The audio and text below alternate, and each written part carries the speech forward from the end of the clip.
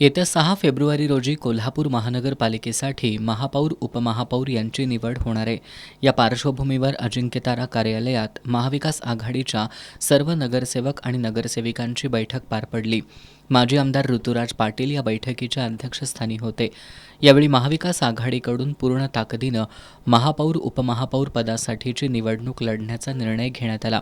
नगरसेवक राजेश लाटकर यांनी सध्या महाविकास आघाडीकडे 35 तर महायुतीकडे 46 असं संख्याबळ आहे. मात्र त्यांच्या नेतेमंडळी आणि नगरसेवकात ताळमेळ दिसत नाही, याचा फायदा आपल्याला होणार असल्याचं त्यांनी सांगितलं.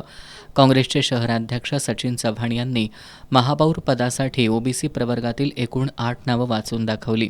यामध्ये विशाल चव्हाण, विनायक कारंडे, सचिन शेंडे, उमेश पोवार, दिलशाद मुल्ला, जयश्री चव्हाण, प्रतिज्ञा उत्तुरे, पुष्पा नरुटे आदींचा सहभाग होता.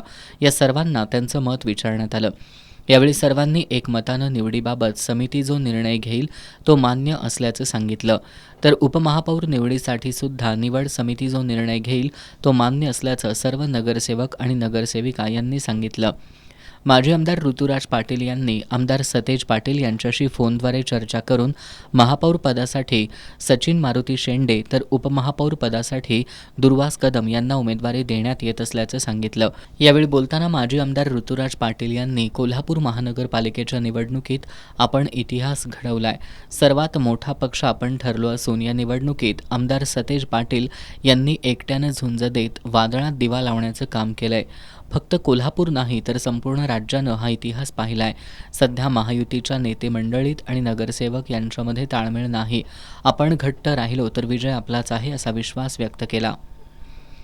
आमदार जयंत असगावकर यांनी चांगला कारभार करण्यासाठी विरोधी पक्ष सक्षम असावा लागतो. यात कमी पडायचं नाही म्हणून आपण लढण्याचा निर्णय घेतला असल्याचं सांगितलं. आमदार सतेज पाटील यांचा आदर्श समोर ठेवून ही निवडणूक आपण लढवायची असून महायुतीचे नेतेमंडळी महापौर उपमहापौर उमेदवारांची भांडणं सोडवण्यात व्यस्त आहेत. याचा फायदा आपल्याला नक्कीच होणार असा विश्वास त्यांनी व्यक्त केला.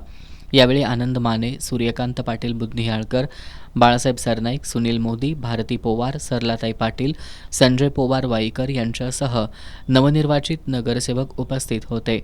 दरम्यान दुपारी 3:30 वाजता महाविकास आघाडीकडून महापौर पदासाठी सचिन शेंडे तर उपमहापौर पदासाठी दुर्वास कदम यांनी आपले उमेदवारी अर्ज दाखल केलेत.